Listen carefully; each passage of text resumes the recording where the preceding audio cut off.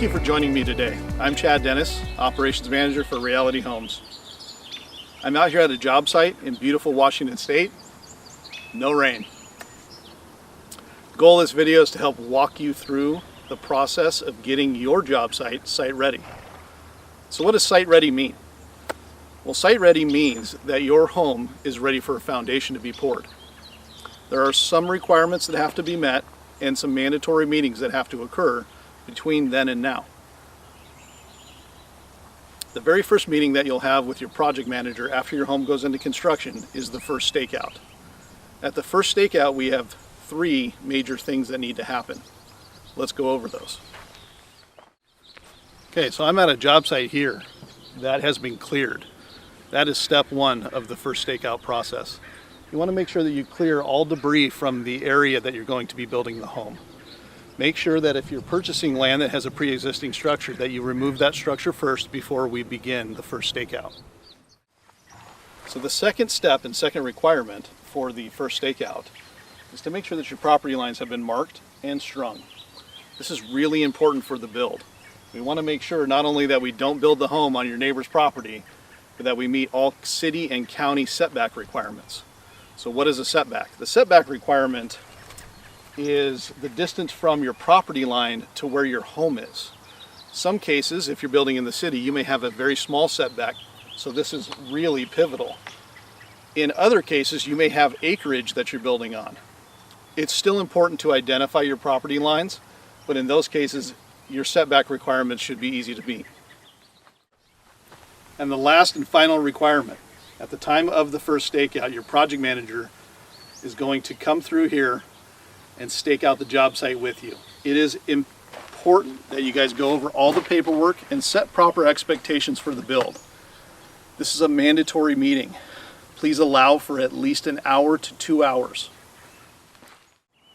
Your first stakeout is now complete. So what do you do next? Well, there are 5 major steps that have to occur before we can pour your foundation. The first step is to make sure that you dig out the job site.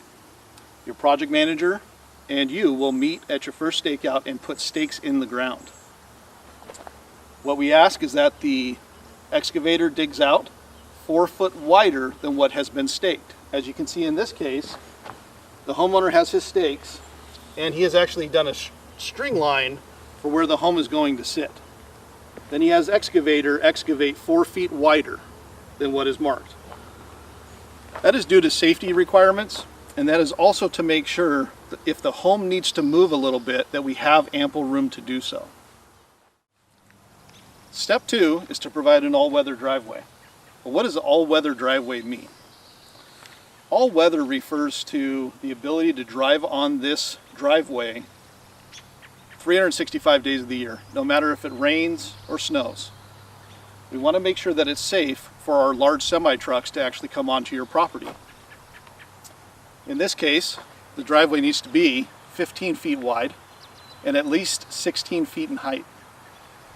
It needs to be capable of supporting vehicles up to 80,000 pounds and provide a turnaround for those vehicles to leave your property. Step 3 is to provide a Santa can on the job site. The Santa can needs to be there for the entirety of the job until you have working toilets. Please make sure that your Santa can is serviced regularly. Step 4 is to provide temporary power. Temporary power needs to be a power pole on your job site, no more than 70 feet from the foundation. Included with the temporary power, we need 2 20 amp circuits and 1 30 amp 240 volt circuit to run compressors. Unfortunately, we cannot allow you to use your neighbor's property or supply an extension cord from your neighbor's property. It has to be on your job site. The reason for this is because we're using power tools, those can surge and those can cause the breaker to continue to pop. Not only is it a fire hazard for your neighbor, but our guys would constantly be bugging them, and we don't want that to happen. The 5th and final requirement is temporary water. Temporary water needs to be a water spigot no more than 30 feet from the job site. Temporary water is used for cleaning off forms, washing hands, drinking water, and also cleaning out the concrete truck after they pour your foundation. Once those 5 requirements have been completed, please contact your project manager to schedule your site-ready verification meeting. The project manager will schedule a time to meet you at your job site on a scheduled route day to confirm that everything has been done to our guidelines.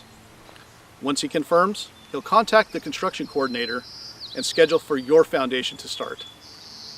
If at any time you have questions, please don't hesitate to contact your project manager or your construction coordinator. We'd like to thank you for choosing Reality Homes as your builder. Welcome to our family.